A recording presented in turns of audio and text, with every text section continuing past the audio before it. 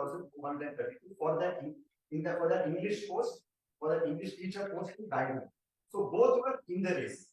Then, my lords, the mistake possibly the state made was he ousted the writ petitioner from that post which he had applied for, because as per the category, he or she would have applied for, say, 2A or 2B. The state said, sorry, you are not allowed to run that race for that particular post because you are actually a general merit candidate. Now, all the effect is of the learners, the implementation of the learners single judges orders. That person who was ousted from that race is now back in race for that same English teacher post for, say, a 2A category. So therefore, in effect, let us say again, there are only two applicants. One from the appellant side, one from the writ petitioner side.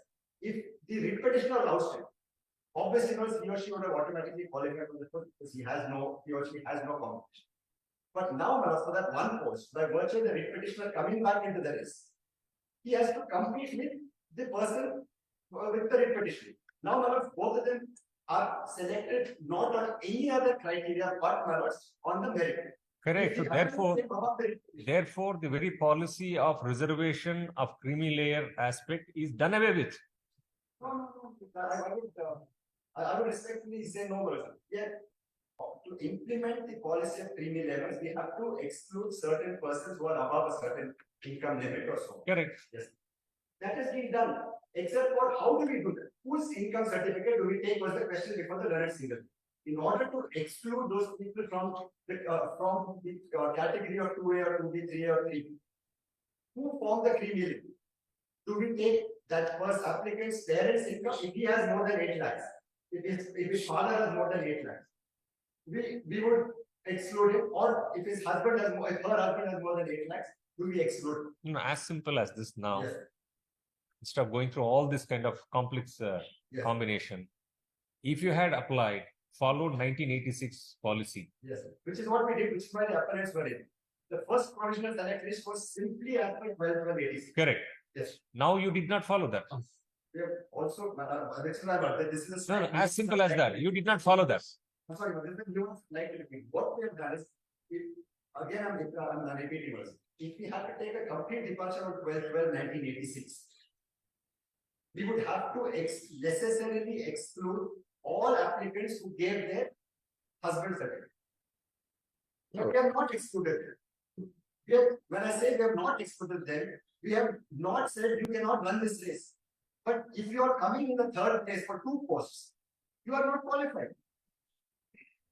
It's like this one. Again, there were 3 applicants. Let's leave parents or husband first. Both of us apply. There is one post for backward class, which both of us give the certificate as per 1886. Let's assume there is only one post. There is only one post. Both of us satisfy all other criteria. How does the state say? That's when let's merit. Whoever has the higher mark gets it. That's what. That's what has been. But then here that's fine. But then the certificates are 2 kinds. They have accepted both. That's a difficulty. So it seems No, you are right. You have adopted the criteria as the senior counsel pointed out that there are equal numbers, equal competence to one post, 2 candidates. Obviously, you'll have to go for the merit. But then here the case, the criteria itself is different. 2 candidates to 1 post having 2 different certificates, and merit is applied there. And merit is applied. No, the merit is applied. Both are taken under the same category. Initially, what had happened was. No, you can't take the same category, na? that's Then the repetition. therefore mistake. In an attempt to see that you are pleasing everybody, you displease everyone. Right? I mean, your attempt. Therefore, I say. Probably wanted to see that okay, there will be something, some displeasement of a large section or something like that. To avoid that, you created a chaotic situation where nobody is happy. And you said that. So now this is a chaotic situation. Probably okay. I mean, option open to your A, B, C. One of the option was, okay, let everybody face a fresh competition. Probably that could have been a more lengthy exercise.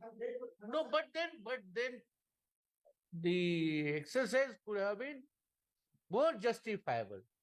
Instead of just to save the time or just to see that you were probably under impression or something will have to be done expeditiously, immediately, we'll have to find out some way. This is done where, okay, what would be the, as you submitted before us, the option open was before you also one of the option that let everybody face the race afresh in their particular respective category of the criteria being applied and then merit. Example. Judge the merits. It's not as if we discussed a different paper for those in different categories. They all wrote the same exam. Now, which is why it was easy for the states to judge them on their inter-se merit. If we had two separate notifications, two separate examinations, two separate No, there was no such, because everybody was knowing that everybody appeared for the same exam. It was not something that there was a difference in the exam, difference in the testing method. It was the criteria, the category form where somebody will be A category, B category. Everybody was attending the same examination. There was no difference in the. Therefore, when the state was also knowing this, no, it was nobody's case that a particular section appeared for A examination, B section appeared for B exam. No, it's nobody's case.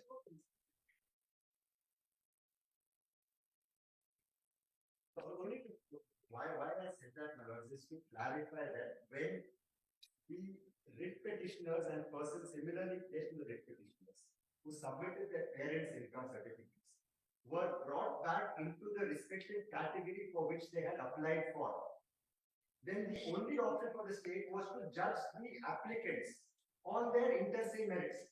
Correct. It's like competition between apple and orange. All apples. No. In fact, we are told one apple. No, they are fruits. They are fruits, of course, but then in the fruit, there's the different species. Apple and orange.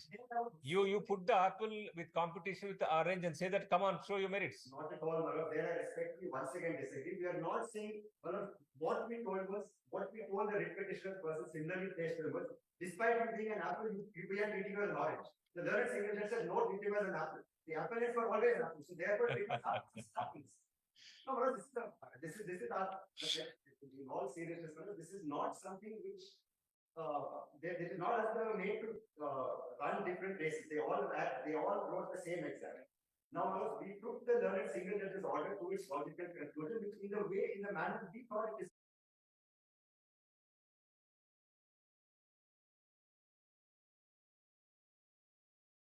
Best. And the manner we thought it is best, now up to 22,432. There is no problem. They all wrote the same exam, 67,000 qualified, 1:2 verification is no problem. It is at that stage, we ousted some people as your logic forever on the ground that even though I applied to be an apple, you are actually an orange. The learned single judge said, no, he is not an orange. You may think he is an orange, actually he is an apple. The appellants were already treated as apples. So therefore, it becomes an apples versus apples contested. So it's not, we're not treating them separately at all. We don't say that there was something, we are not criticizing anyway on the motive of the. Nobody says that it was ill-motived act. What we are trying to put before you is that in that attempt, whatever done was more damaging to what our initial position was. Give the other option available to the states. The other option available to the state was to adopt the learned single judge's order in its entirety, which means you do not take anybody within the OBC categories who have submitted their husband certificate. But that would be far more chaotic in my respect to submission. And that would be doing great injustice to the appellants. Because the appellants, fellows, bona fidely believing that they have to give their husband certificate, submitting their husband certificate. If I have to take the learned single judge's order to its extreme logical conclusion, they would have to be ousted. The learned single judge says take only parent certificate. So then what do I do with the other husband? As a student, in bona fide, in all, because possibly in all kinds of because of possibly our mistake, they submitted their husband certificate because 1286 said so. Now, would it be fair from now at this stage for me to say no, you are completely ousted? It would be unfair. Therefore, why are they agreeing? Because they did not qualify on the interstate merit. It is not, they are not agreed because we disqualified them from their respective categories. If we had brought them under GM, I would have an extremely difficult task to defend the state's position. Unless I challenge the learned single judge's order. Yes. Yes, close.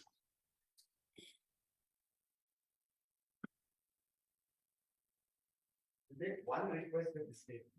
If the interim order should be clarified and it could be restricted to the scope of the litigation. Then nobody should have a grievance because there are about 12,000 odd people who are unaffected by the litigation who are awaiting appointment orders. Now, teachers are appointed in the ratio of about 1:4. So there are about 48 to 50,000 students who are awaiting teachers. And submitting of instructions, there are three. It's a sorry state of affairs, but there are 3,000 schools with no teachers in our state. So at least if those 12,000 odd teachers could be appointed, it would at least put the state a great. Of course, neither the reputation nor the appellate should have any grievance with regard to that. Mr. Vikram, possibly, even assuming that you are with all seriousness attached to the fact situation, making this submission, but probably even some slightest order may lead again to a further the. Why would it? Because No, wait for some time. You will also. One last thing. 12,000 odd people were in the provisional select list, the learned single judge was, and are now in the final select list. So they are unaffected. To that extent, I would only request that if your lordship could consider. We'll just consider, but now, right now, we will not be in a position to just. We'll have to also. In the larger interest of the That's right, but the possibility cannot be ruled out that even any such interim order is met, that would be calling for applications after application or. Possibility. Your lordship set aside the learned single judge's order or oppose the learned single judge's order. Now, given those two circumstances, those 12,000 are unaffected either way. If your lordship were to set aside the learned single judge's order, those 12,000 are unaffected.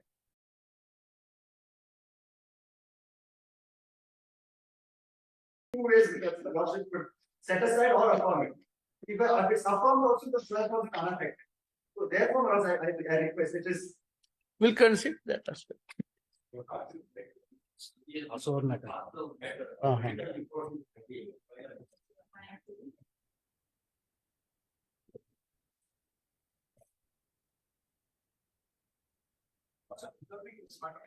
Yes. I'm only making one single question.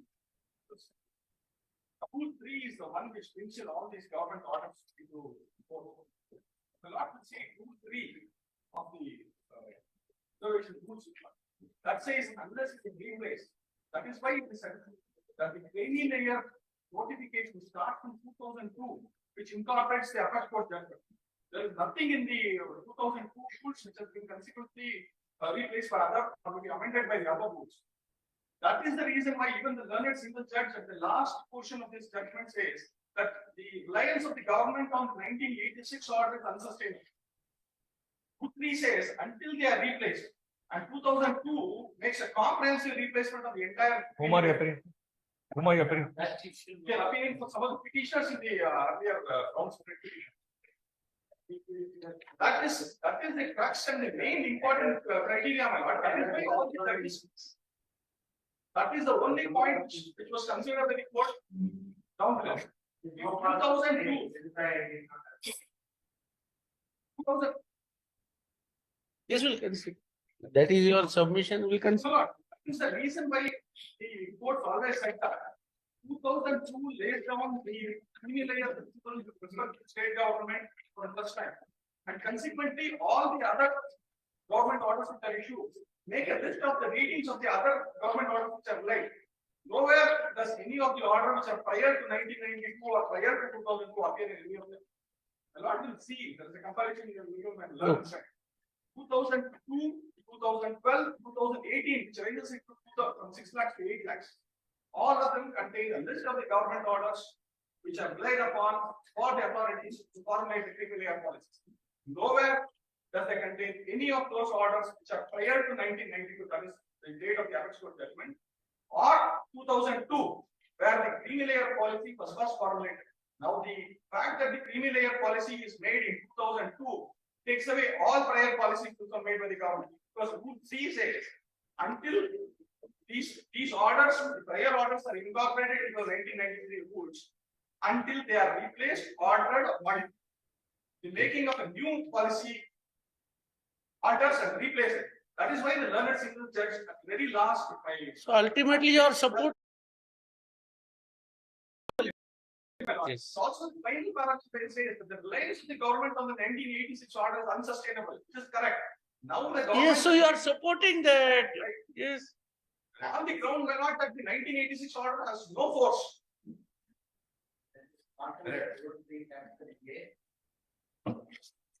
Even as per this scheduled caste, scheduled tribes and other backward classes act and rules, clearly says there is a separate district committees are there to look into the correctness of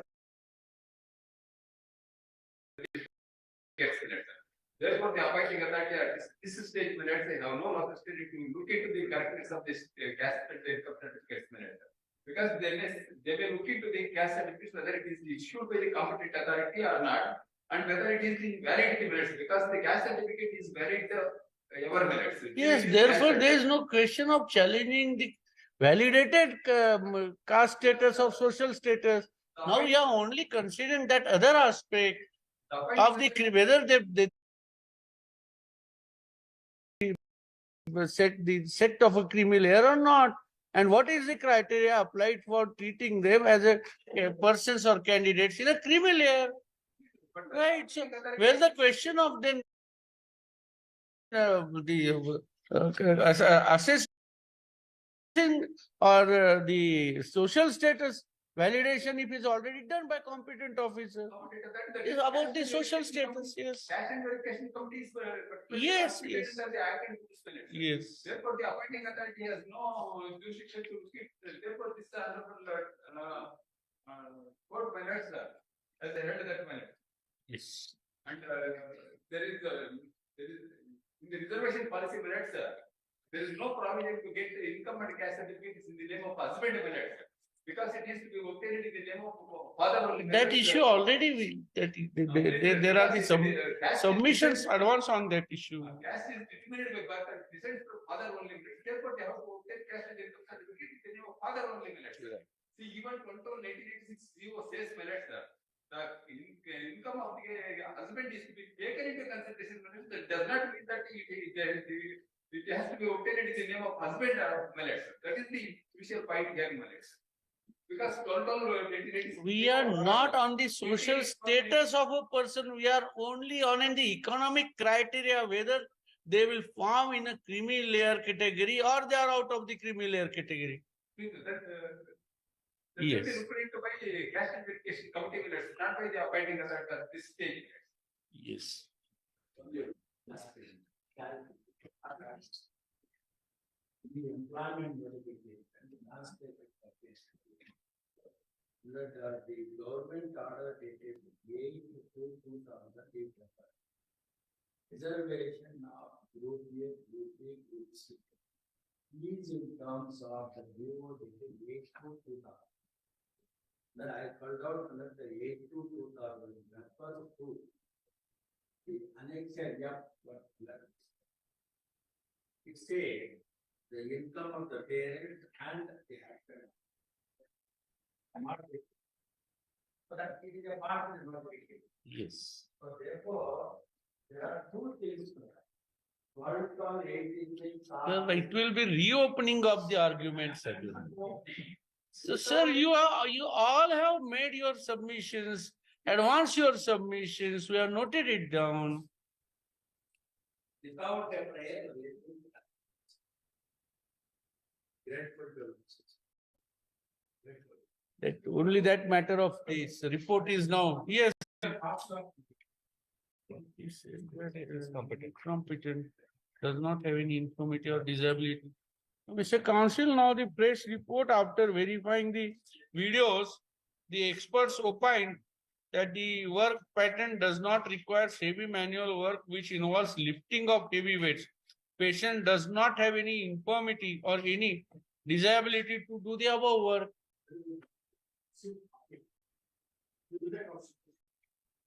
We cannot refer. Right. We'll only record that now the report is received and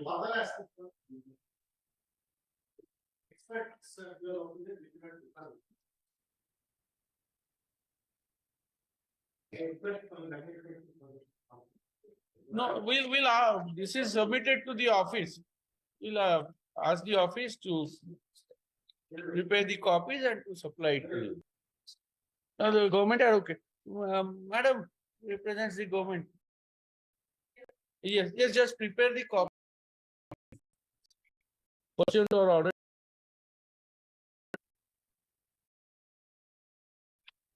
Expert of Sanjay Gandhi Institute.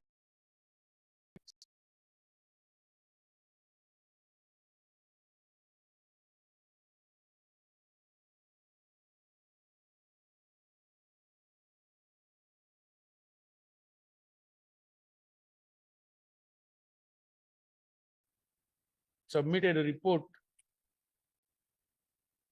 copy of the report submitted to the director is annexed at page 3 in the compilation. Duly signed by Professor and HOD Department of Medicine, Assistant Professor Department of Neurosurgery, Professor and HOD Department of Science Surgery. On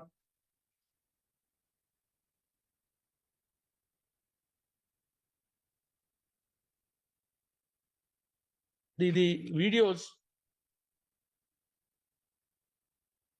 submitted for the perusal of experts and on perusal of the videos, the critical examination of the patient, the following opinion is expressed. Both videos shows that nature of work is to do welding of small brackets and housing covers. Work pattern does not require heavy manual work which involves lifting of heavy weights. Patient does not have any infirmity or any disability to do the above work. The counsel for the appellant praised some time on the ground that the copy was not made available, the copy of report is not made available to him. Accordingly, the government, additional government advocate is requested to provide a copy of compilation of this report to the counsel for appellant by tomorrow.